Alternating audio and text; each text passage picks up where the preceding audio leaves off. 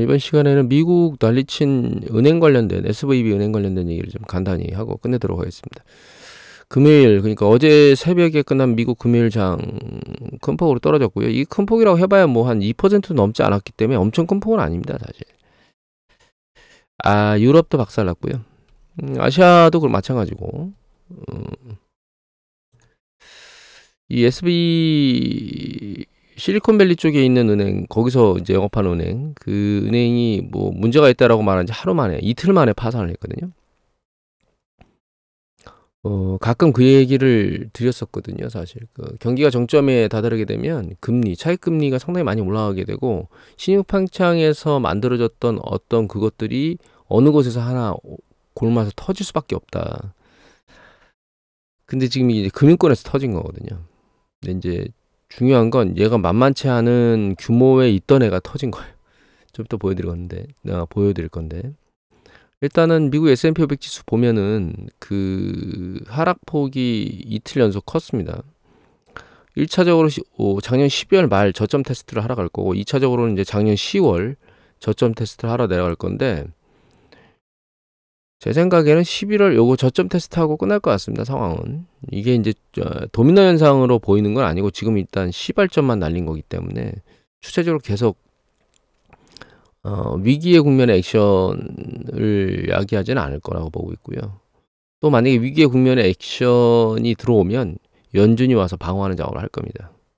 그게 이제 저점을 맞게 할 건데, 저는 지금 연준이 나설 정도까지는 아닌 거라고 보고 있고, 만약에 이제 이게 아래로 내려가는 강도가 심상치 않으면 그때 연준이 소방수로 다시 등장할 거다. 그럼 그게 이제 저점을 만드는 중요한 그 핵심 포인트라고 보시면 될 것 같아요. 이게 KR이라고 미국의 이제 지방은행 그 ETF입니다. 세차게 하루 빠졌고 이틀 빠졌죠. 그리고 요게 이제 파산한 SVB 그 은행 주가인데, 아래로 내리꽂고 나서 이 거래 정지 됐을 것 같거든요. 근데 여기 보시면 그나마 다행인 건 이게 아랫방향으로 쭉 빠졌다가 당일 캔들 차트로 보면 쭉 들려서 중간에서 끝났거든요. 그래서 이게 요동치는 거는 끝난 거 아닌가 이런 생각을 좀 하게 됩니다. 그리고 이거는 금요일자 미국의 하락폭이 큰 것 순으로 나열한 거거든요. 여기 보시면 이제 은행, 이것도 은행입니다. 은행 나오죠. 이것도 은행. 주로 이제 지방은행이겠죠. 지방은행들이 상대적으로 큰 폭의 하락폭을 보이는 걸 점유했습니다. 이전에 가끔씩 보여드렸는데, 이게 제가 기업 파산, 이거 구조조정이거든요. 챕터 11이. 상당히 어려워져서 구조조정 과정으로 들어갔던 것이 이게 이제 2022년이거든요. 얘가 2023년이에요. 그러니까 1월달, 2월달 들어서 작년하고는 비교할 수 없는 수준만큼 숫자가 지금 늘어난 상황이거든요. 파산 숫자가 점점 많이 늘어나는 거죠. 이거 피해갈 수 없는 부분입니다.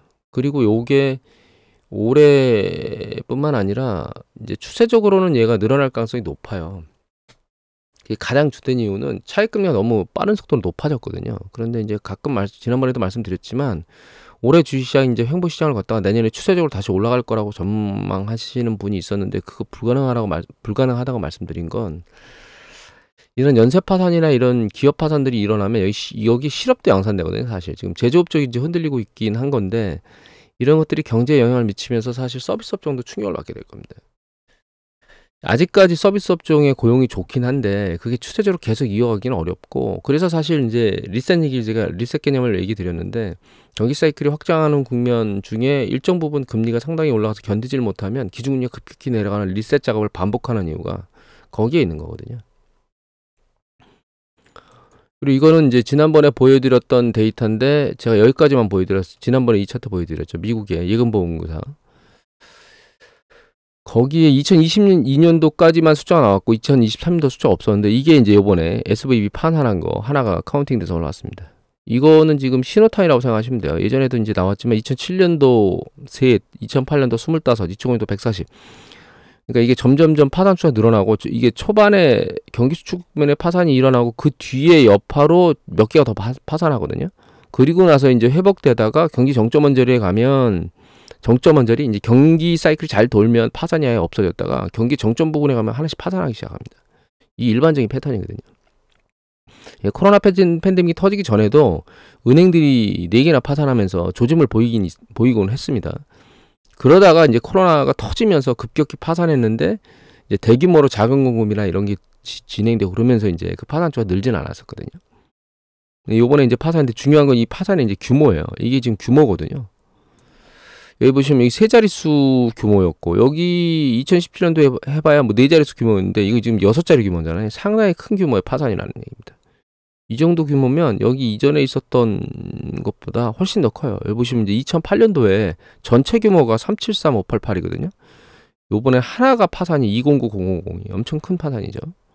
그러니까 이거는 어떻게 생각을 하셔야 되냐면 규모가 있는 그래도 일정 부분 이 지방은행이지만 상대적으로 규모가 큰 규모가 넘어졌다는 건 이거다 규모가 작은 경우에는 상당히 위험할 수도 있는 상황을 내포하고 있는 거다 이렇게 이해를 하셔야 됩니다. 물론 여기서 경영을 잘못했기 때문에 이런 현상이 발생했고 그 경영의 잘못이 모든 은행의 다 잘못이다라고 이해할 수 그러니까 그렇게 이제 이야기를 하는 건 어폐가 있을 수 있긴 한데 그럼에도 불구하고 자산 규모가 큰 영역에 있던 애가 이렇게 파산한다는 것은 그만큼 경영 환경이 녹록지는 않다는 얘기입니다.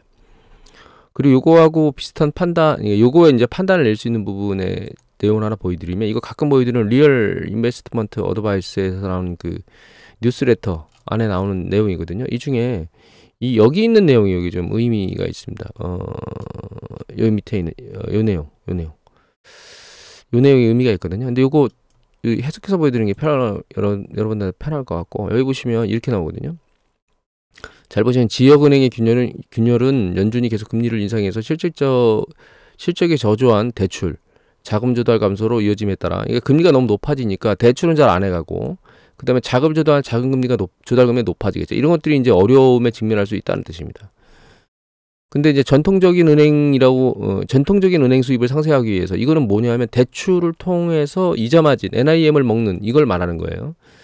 위에서 자본시장과 거래 수익에 접근할 수 있는 대형은행. 이거는 이제 증권거래소나 이런 쪽에 와서 채권이나 주식을 통해서 이익을 접근할 수 있다는 겁니다. 그러니까 대형은행은 그런 걸 할 수 있는데 소규모 은행 같은 경우에는 차입비용 증가에 더 민감한 부동산이나 소비자, 기업 대출에 노출되어 있다는 거예요. 그러니까 대형은행 같은 경우에는 증권거래, 채권이나 주식거래로 일단 이익을 좀 일정 부분 메꿔줄 수 있는 능력이 존재하지만 소규모 은행 같은 경우에는 그런 것들이 불가능하기 때문에 어렵기 때문에 부동산 쪽이나 소비자 기업 대출, 그것도 이제 소기업 이런 쪽이니까 이게 부실 위험성이 높아지고 있고 지금 부동산 가격이 상승 강도를 멈추거나 하락하거나 뭐 이런 근데 부동산 시장이 좋지 않은 영역들을 보이고 있잖아요. 전 세계적으로. 거기에 위험이 노출될 수 있다는 뜻인 겁니다. 그러니까 좀 전에 제가 말씀드렸듯이 이 은행 같은 경우는 상대적으로 규모가 있는 은행임에도 불구하고 이런 현상을 보이고 있는데 이거보다 작은 업체들, 이거보다 작은 은행들은 어떻게 하느냐 이런 생각을 해야 된다는 뜻입니다.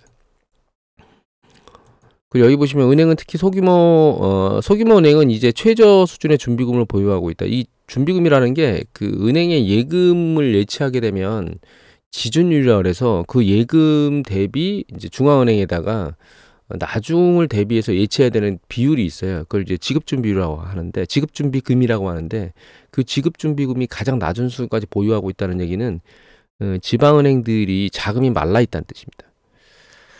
그래서 이제 쭉 얘기를 하면 뭐 여러 가지 얘기가 있습니다. 뭐 나쁜 영역이 좀 나빠질 거다는 얘기인데 이게 중요합니다. 연준은 이들의 은행을 불량 상태로 유지하기 위해, 그러니까 괜찮은 상태로 유지하기 위해서 자금을 제공할 것이다라는 거죠. 그러니까 위기에 빠지면 연준이 나서서 일정 부분 이제 안정적이니까 괜찮아라고 반드시 무엇인가 시그널을 시장에 던질 거예요. 지금부터 던질 건 아닐 것 같고요. 다음 주에 주식 상황을 봐서 큰 문제가 없이 그냥 립서비스 정도만 괜찮을 거예요. 뭐 은행 시스템 큰 문제 없어요. 이렇게 립서비스 하는 정도로만 주식이 이제 안정권을 잡으면 거기서 끝날 것 같고 여기를 뚫고 밑으로 내려가면 연준이 본격적으로 어떤 뭐 계획이라든가 이런 자금이라든가 이런 것들을 직접 발표하는 그런 액션이 있을 거로 보입니다. 근데 지금 상황으로는 얘를 뚫지는 않을 것 같고요. 뚫으면 이제 연준이 등장해서 뭔가 한마디 할 거니까 이거 뭐 여기를 바닥을 뚫고 미친 듯이 아래로 내려갈 거다 이런 걱정은 안 해도 될 겁니다. 이게 사실 이게 예견된 게 아니고요. 일반적으로 반복적으로 일어나는 일이에요. 경기가 정점에 가면 연준이 기준금리를 살짝 내려주는 것만으로도 소프트 랜딩을 통해서 다시 경기를 확장면으로 돌릴 수 있다고 매번 얘기하거든요.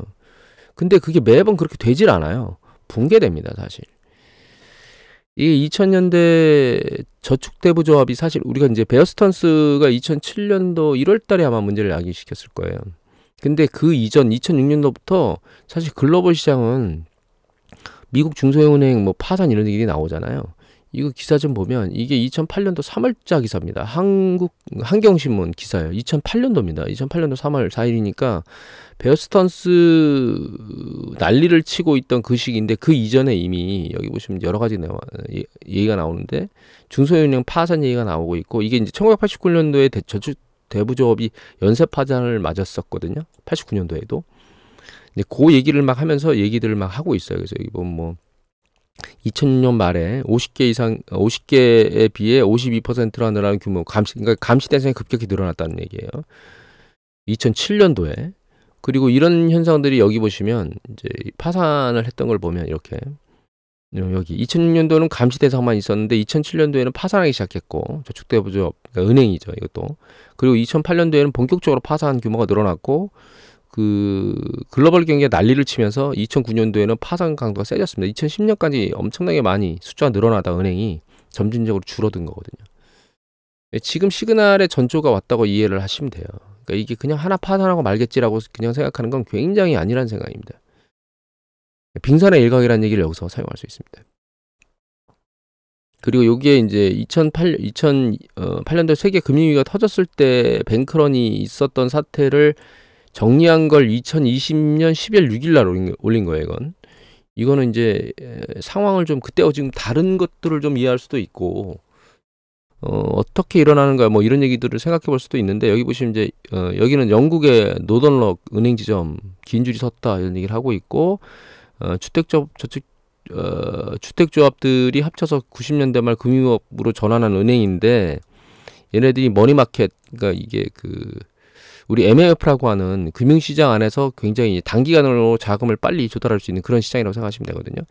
여기에 돈을 빌려서 미국의 서브프라임 모기지를 대량으로 샀는데 이 서브프라임 모기지가 CDO라고 하는데 CDO를 대량으로 샀다 그게 이제 그 가격이 하락하면서 얘를 팔아가지고 빌린 돈을 못 메꾸는 거예요. 그것 때문에 여기 자금이 부족한 문제가 생기고 그게 이제 여파가 여기 중앙은행에 긴급자금 지원을 요청했죠. 그게 여파가 생기면서 뱅크런이 생긴 겁니다. 뱅크런이라고 하면 예금자들이 자기 돈을 막 빼서 나가는 것. 그 이제 뱅크런이라고 말하거든요.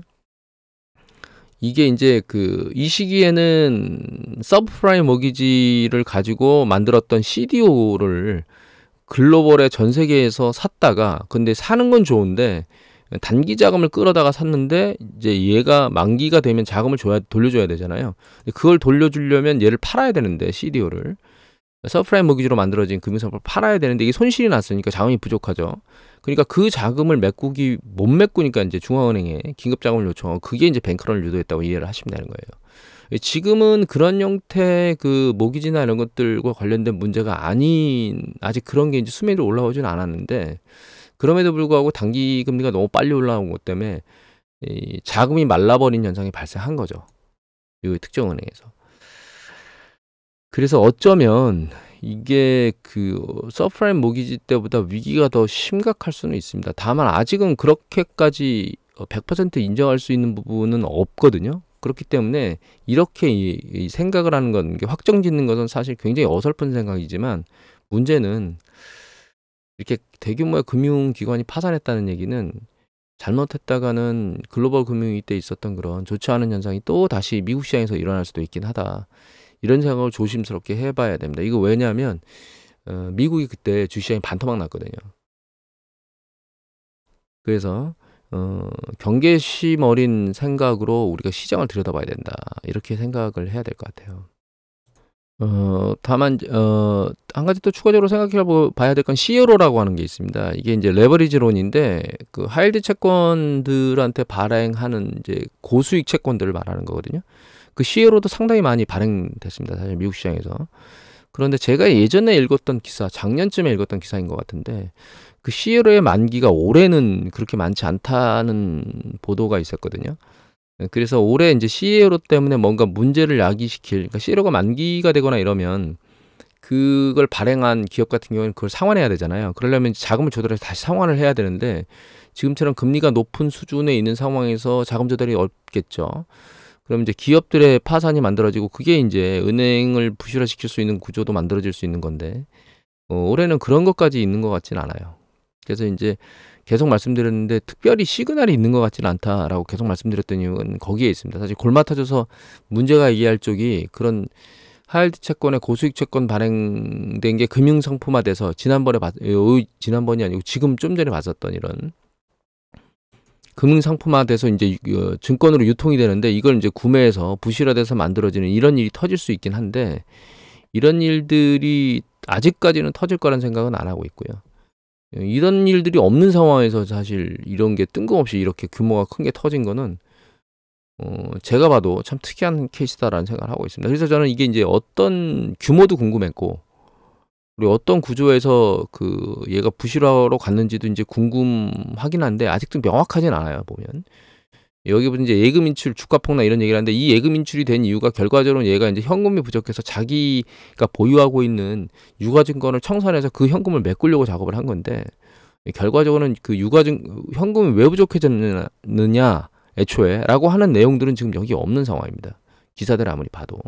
근데 이제 그것 때문에 여기 미루어 짐작해 보면 자체적으로 이제 이렇게 다른 쪽으로 접근을 했는데 이게 위험에 노출되면서 현금이 부족한 사태가 발생했다 이렇게 이해를 할 수밖에 없는 상황입니다. 현재로서. 여하튼 정리를 하면 일단 주식시장이 조정을 받고 있긴 한데 작년 말 12월 달에 있었던 저점 테스트 정도를 하고 요번 조정을 끝내지 않을까라고 생각을 하고 있는데 얘가 만약에 더 세차게 내려오면 그때는 연준이 뭐 어떤 자금 계획이라든가 지원 계획이라든가 이런 걸 내보내서 바닥을 치고 만들고 올라가게 만들 겁니다. 다만 이게 시간이 지나면 또 잊어질 거예요. 뭐 한 달, 두 달 지났는데 그 중간에 이슈가 없으면 얘를 잊혀진 상태에서 주식시장이 다시 움직일 거거든요. 근데 그때 요거 잊어버리면 안 된다. 이게 빙산의 일각일 수 있다. 그래서 예전에 이제 글로벌 금융위기 때 있었던 우리가 일반적으로 보는 경기 사이클 수축 정점에서 수축 국면에 넘어갈 때 보는 이렇게 은행이 몇 개 파산하는 그리고 그 뒤에 이제 파산 숫자가 늘어나는 이런 패턴을 또다시 만들 수가 있기 때문에 이런 것들의 숫자가 이게 하나로 안 끝날 수 있다. 이런 생각을 우리가 하고 조심스럽게 시장을 바라봐야 됩니다. 그래서 전강 후약 얘기 드렸고 시간이 가면 갈수록 주식시장에는 불리할 거다. 이렇게 생각을 하고 있고 아직 전강이라고 하는 이슈 전반기에 상승한다고 하는 이슈가 마지막으로 끝난 것 같진 않고 좀 더 기다려봐야 될 것 같고요. 다음번 우려하는 건 사실 이게 아니고 제가 우려했던 건 7월 달에 실적 발표를 우려하고 있었습니다. 왜냐하면 이제 1분기 실적 발표는 그나마 잘 견뎠는데 얘가 2분기 넘어가서 실적 발표하는 그 7월 초에 2분기 실적이 제대로 안 나오면 그때 이제 일정 부분 올라갔던 주식이 된통 아랫방향으로 압력을 받으면서 내려갈 것 같다라는 생각을 하고 있었는데 그 이전에 이미 이 파산 소식이 오면서 올라가던 주가의 힘을 지금 꺾었거든요.